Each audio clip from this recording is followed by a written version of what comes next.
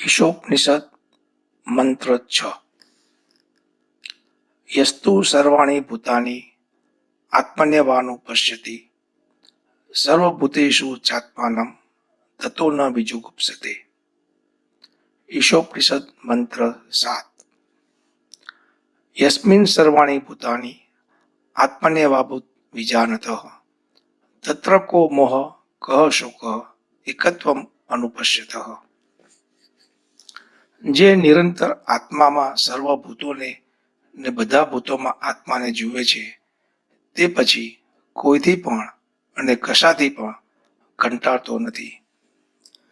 જેની દ્રષ્ટિથી આત્મા જ બધા ભૂતો થયા તે નિરંતર એકત્વ જોવાવાળા વિજ્ઞાની પુરુષને પછી મોહ કેવો અને શોક કેવો?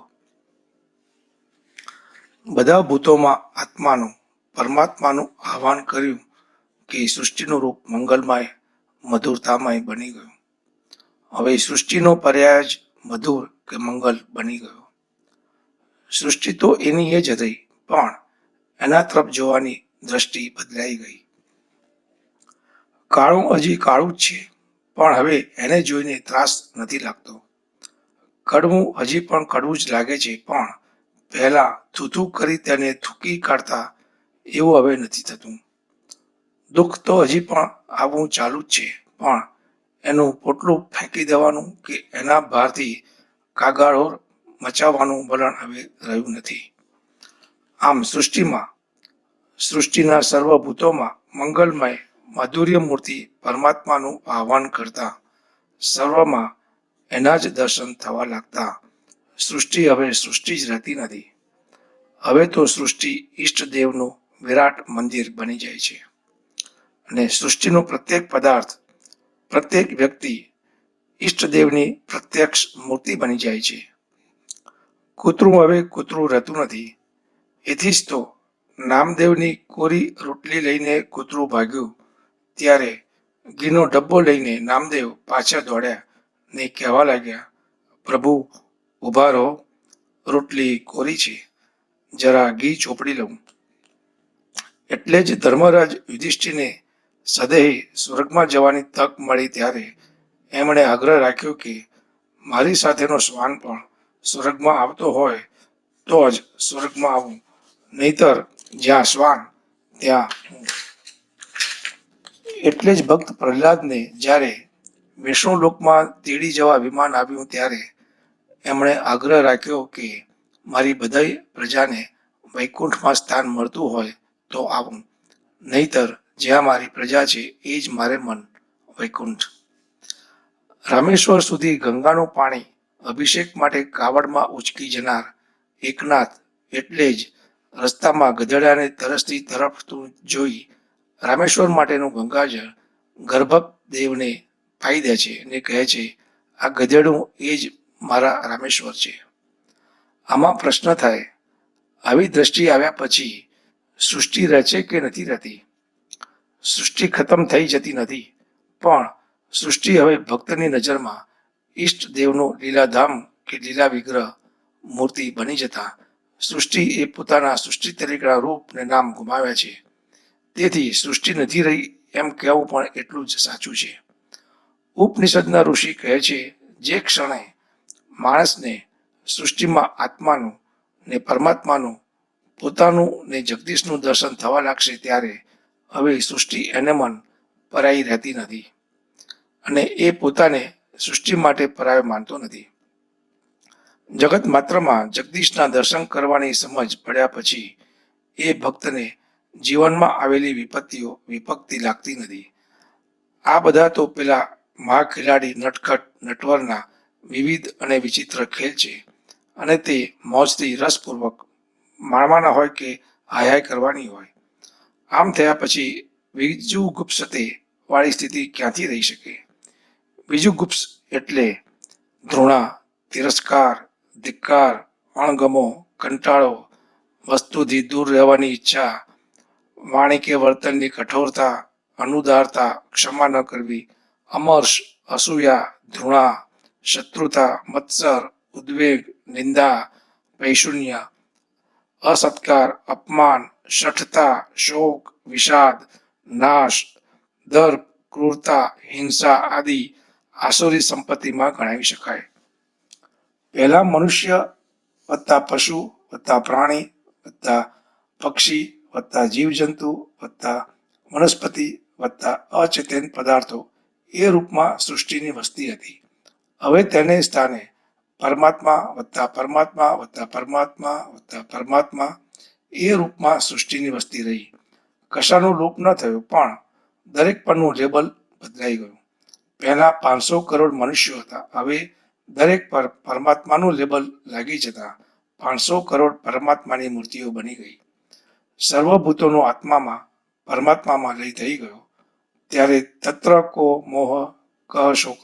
હવે વળી મોહ કેવો ને શોક કેવો? એક એક ભૂતમાં પરમાત્માની સ્થાપના કરતા પરમાત્મા અસંખ્ય રૂપમાં દેખાવા લાગ્યા. મનુષ્યની એક બહુ મોટી મર્યાદા છે, પોતાને નાની હદમાં બાંધી દેવાની.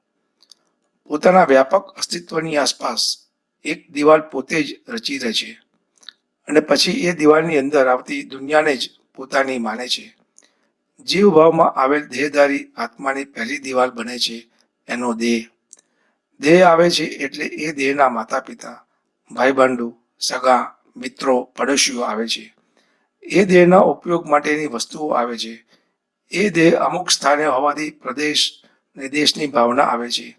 એમાંથી પોતાનું વર્તુળ, પોતાના સમાજ, પોતાનું રાષ્ટ્ર, પોતાના લોકો એવી ભાવના જન્મે છે. આમાંથી પરાયાની ભાવના જન્મે છે. આ મારો છે એનો અર્થ જ એ થયો કે પેલો મારો નથી. આ મારું છે એટલે પેલું પારકું જ બને. આ ઘર મારું એટલે બીજા બધા ઘર પારકા. આ દેશ મારો એટલે બીજા દેશ પારકા. પહેલા પારકાનો ભાવ આવે છે. એમાંથી જ આગળ વધતા પારકું એટલે વિરોધી, હરીફ, દુશ્મન કે પોતાના અસ્તિત્વ માટે જોખમી તત્વ એવો ભાવ જન્મે છે. આમાંથી જ જે પોતાનું છે તેનું પારકાથી રક્ષણ કરવું જોઈએ અને પારકું છે તેનાથી સાવચેત રહેવું જોઈએ, ભયભીત રહેવું જોઈએ, તેને હટાવવું જોઈએ, તેનો નાશ કરવો જોઈએ, કાં પડાવી લેવું જોઈએ એવો ભાવ જન્મે છે. આમાંથી અનેક અનિષ્ટો જન્મ્યા, પણ એ બધાના મૂળમાં હું ભાવ છે. આમ કેન્દ્રમાં એક નાનકડો અણુ જેવડો હું બેસી ગયો અને એ હું એ પોતાની આસપાસ એક નાનું જાળું રચ્યું. એમાં જે પોતાનું માન્યું તે પ્રિય લાગ્યું અને તે હંમેશા પોતાનું રહે, પોતાની પાસે રહે તેવી ભાવના જન્મી. આવી ભાવનાનું જ નામ મોહ. મોહમાં આકર્ષણ છે. જેને પોતાનું માન્યું તેને માટે આકર્ષણ. આ આકર્ષણ અંધ હોય છે. એમાં વિચારનું તત્વ હોતું નથી. આમ મોહ નામથી ઓળખાતું આ આકર્ષણ હંમેશા અંધ હોય છે. આ મોહમાંથી જન્મે છે શોક. જે મારું છે તે હંમેશા મારી પાસે રહે એવી ઈચ્છા હોવા છતાં તે જ્યારે પાસે નથી રહેતું, છીનવાઈ જાય છે, ત્યારે ભારે દુઃખ થાય છે. પોતે લૂંટાઈ ગયો એવી પીડા થાય છે. આવી પીડા એટલે જ શોક. એક સ્ત્રીની નજર સામે એક પક્ષીનું બચ્ચું તરફડીને મરી જાય છે, પણ તેથી સ્ત્રીને શોક થતો નથી. બીજા દિવસે એ સ્ત્રીની ભેંસ તરફડીને મરી જાય છે, ત્યારે એ સ્ત્રી શોકથી ભારે વિહવળ થઈ જાય છે. બંનેમાં મૃત્યુનું દર્શન છે, પણ એકમાં જે પોતાનું નથી તેનું મૃત્યુ છે, બીજામાં જેને પોતાનું માન્યું હતું તેનું મૃત્યુ છે. 4 દિવસ પછી એ સ્ત્રીનું બાળક મરી જાય છે. આ વખતે સ્ત્રીનું હૃદય શોકથી ફાટી પડે છે. જેને જેટલા પ્રમાણમાં માન્યું તેટલા પ્રમાણમાં શોક થયો. જેને પોતાનું ન માન્યું તેને માટે જરા પણ શોક ન થયો. વિશ્વ આખું પોતાનું ને માને, પોતે વિશ્વ આખાનો હોવા છતાં માણસ ટૂંકી બુદ્ધિથી વિશ્વના એક નાના ટુકડાને પોતાનો ને પોતે આટલા નાના ટુકડાનો છે એમ માની બેઠો છે. આ મારું છે એમ કહેવા સાથે જ આપણે નક્કી કરી દીધું છે આટલા સિવાય બીજું મારું નથી. આ ગામ મારું છે, આ જ્ઞાતિ મારી છે, આ સમાજ મારો છે, આ પ્રદેશ મારો છે, આ દેશ મારો છે. મારું લેબલ ધરાવતી એક એક વસ્તુને વિશ્વને ચરણે ધરવાને સંકટ થતો જાય છે. તે સાથે આપણા અસ્તિત્વનું વ્યક્તિત્વનું વર્તુળ વધુ ને વધુ વિશાળ થતું જાય છે. પહેલાં જ્યારે હું બહુ કુદાકૂદ કરતો હતો ત્યારે ખરેખર તો એનું વર્તુળ ભાગ્યે જ 2 મેચનું હશે, પણ એ હું જેમ જેમ દિવાલ તોડી વિસ્તરતો ગયો તેમ તેમ તેનું કદ વિશાળ બનવા લાગ્યું. હું એક કુટુંબનો નહીં, એક ગામનો નહીં કેવળ મનુષ્ય જાતિનો નહીં, કેવળ ચેતન સૃષ્ટિનો નહીં, પણ હું તો સચરાચર જડ ચેતન સંપૂર્ણ સૃષ્ટિનો છું. હવે મારે કોઈ દીવાલ નથી, મારે કોઈ સીમા નથી, હવે કશું મારું નથી, છતાં બધું મારું છે. હવે મારા પર સૌનો હક છે, સૌ પર મારો હક છે. હું સૌ રૂપ છું, સૌ હું રૂપ છે. હવે હું અને અન્ય એવા ભેદ રહ્યા નથી. આનું પરિણામ એ આવે કે કહ મોહ કહ શોક. હવે કેવો મોહ અને કેવો શોક. હું અને મારું વગર મોહ જન્મી કે ટકી શકતો નથી. તેથી મોહ ન રહ્યો તો શોક પણ ક્યાંથી થાય? ઋષિ કહે છે, એકત્વમ અનુપશ્યત. એકતા જોતો હોય તેને. આ એકતા નરી આંખે દેખાય તેવી વસ્તુ નથી. આ કાળો છે, આ ગોરો છે, આ માણસ છે, આ કૂતરો છે, આ માટી છે, આ આગ છે. આ બધી વસ્તુઓને આંખ તો જુદી જુદી વસ્તુ તરીકે જુએ છે, પણ એ બધી વસ્તુઓ એક જ છે એવું જોતી નથી, જોઈ પણ ન શકે. પણ જેણે ઊંડું ચિંતન કર્યું છે એવો મનુષ્ય સમજી શકે છે કે આ બધા આકારો જુદા હોવા છતાં એ આકારોની પાછળ કે આકારોમાં રહેલી ચૈતન્ય શક્તિ, પરમાત્મા શક્તિ તો એક જ છે. આવું એકત્વનું દર્શન કંઈ આંખની મદદથી થતું નથી, છતાં તે તેવું જુએ છે, સમજે છે. આપણને આ વિશ્વમાં બધું જુદું જુદું દેખાય છે. ઋષિ એમાં એકત્વ દેખાય છે. વિશ્વમાં કરોડો જુદા જુદા પદાર્થો હોવા છતાં તેમને એક જ સત્તા દેખાય છે. માત્ર જ્ઞાન, કોરું જ્ઞાન, શાબ્દિક જ્ઞાન કે પોથી પંડિતાઈ એટલે જ્ઞાન, અને એવું જ્ઞાન વત્તા તે પ્રમાણેનું આચરણ એટલે વિજ્ઞાન. જ્ઞાનનો જાણનારો જ્ઞાતા, કર્મ કરનારો કર્તા. જે માત્ર જ્ઞાતા હોય તે જ્ઞાની, જે જ્ઞાતા અને કર્તા બને હોય તે વિજ્ઞાની. આ મંત્રમાં વિજાનત શબ્દ છે, જેનો અર્થ છે વિશેષ રૂપે જાણનારને એટલે કે વિજ્ઞાનીને, મતલબ કે જ્ઞાતા અને કર્તા બંને એક સાથે હોય તેને.